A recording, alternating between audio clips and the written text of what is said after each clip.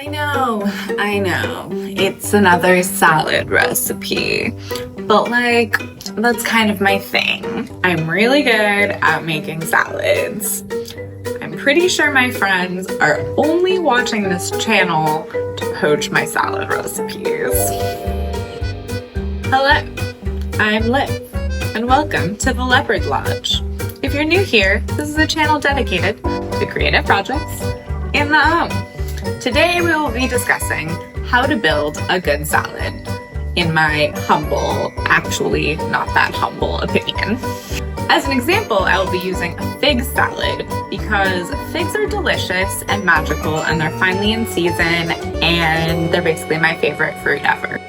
Fun fact, during COVID lockdown, I purchased not one, but 2 fig trees on Facebook Marketplace, drove out to wherever they were, brought them home to my house, found 3 wine barrels on Craigslist. My car smelled like vinegar for quite a long time, sawed them in half, put casters on them, took them to my community garden down my street, put the figs in them, and then when I moved, I wheeled them down the street back to my apartment and begged the movers to put them in their truck.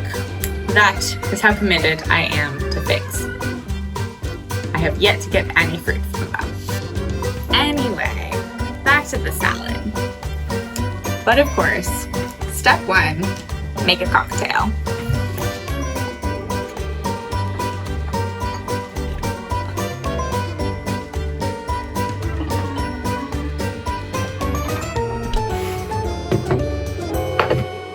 Who said wine couldn't be a cocktail?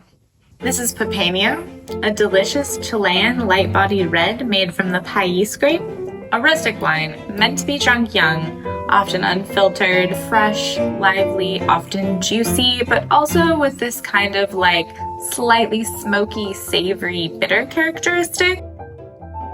If you like Pinot or Gamay, give this a try. I'm kind of regretting showing you this wine because it gets harder and harder to find every year.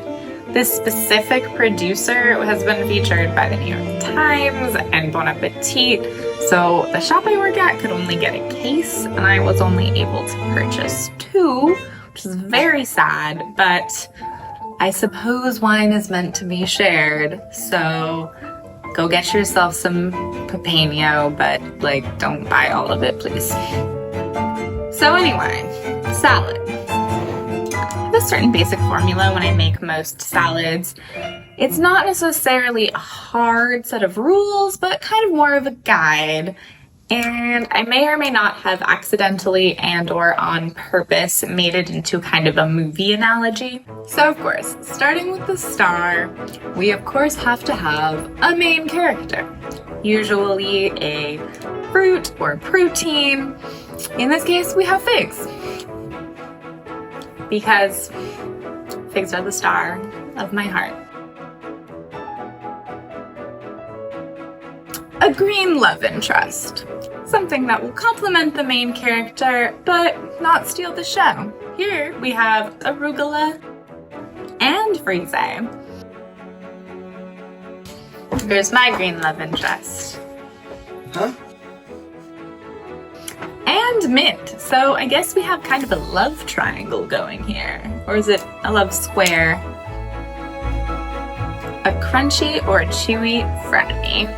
You know, to add a little bit of drama. In this case, roasted almonds.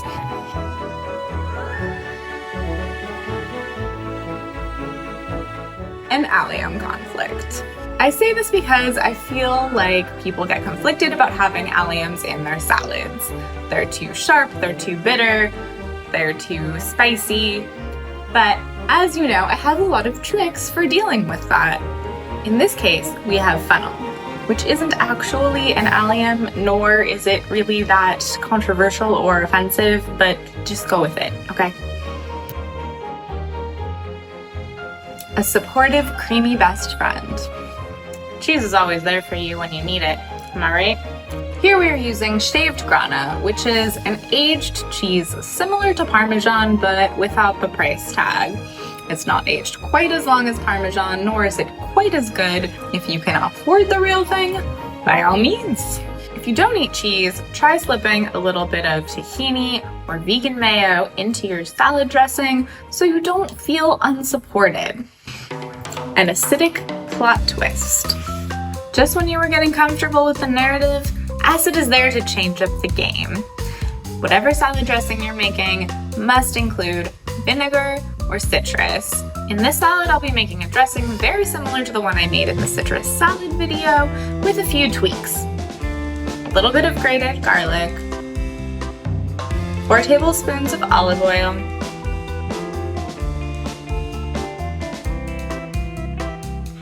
2 tablespoons of balsamic vinegar, 1 tablespoon of balsamic cream, a pinch of dried thyme. If you like mustard, I would say add a little bit. I'm not allowed to add mustard because Tom hates it and it's ruining my life. And of course, the happy ending is you enjoying your salad. I didn't show you that I put salt and pepper on this, but I did, and please don't forget to do that. I shouldn't have to say that. So let's review using my citrus salad as an example so that you can start to see this as a formula or a really delicious movie. We had a main character, citrus. We had another green love triangle or square with the arugula, frise, and mint. A crunch, the pistachios, an allium, the red onions, soaked in ice water, a cream, feta, and of course we had a similar salad dressing but with the sherry vinegar as our acid. But even if you break down something a little less obvious like the tuna salad, you have your tuna, the main character, a whole mess of green love interests with all those herbs. Dramatic situation there. A crunch, the cornichons, an allium conflict, red onions, macerating in red wine vinegar, which was our acid, and the creamy friend was our mayo. Inversely, one actor can play multiple roles. For instance, take the Caesar salad. Here I would argue that the dressing itself is the main character, but there's so many ingredients in it that maybe it's just one of those movies that are told from like 8 points of view. And I would argue that in some cases, there can be multiple actors for the same role. Like in my farro salad, both the farro and the nectarines were kind of the main character, but the farro was also the chewy frenemy. 2 creamy friends were found in the salad dressing. And now this is kind of starting to sound like the plot of Mean Girls. Get in, loser, we're going shopping. If you learned something new and you want to support this channel, please give this video a thumbs up. You'll probably never see me make Caesar on this channel because I don't know if I would touch such a classic. But if you're looking for a good recipe, Samin Nosrat does a great breakdown of how to build a Caesar dressing in her book, Salt, Fat, Acid, Heat. It's also a really great book if you're looking for more formulaic recipes like this one, where you're kind of learning the how instead of just somebody telling you to put a bunch of ingredients together. That being said, I do a fishless Caesar for my fish allergy partner and a vegan Caesar for my dairy allergy friend. So if you're interested in seeing those in an episode, leave me a comment below. You also now have the opportunity to buy me a cup of coffee in the description below, which we all know is actually wine. If you're like me and you're super broke and you can't afford that, no worries. Thank you so much for coming by and watching. And that pretty much concludes today's lesson on what I would consider to be one of my greatest skills, salad building. In movie form, apparently. Carry on. Yeah, you can't have any. I know, but it's allocated, so it's all mine. That's what happens when you do your laundry while I'm filming. Over here.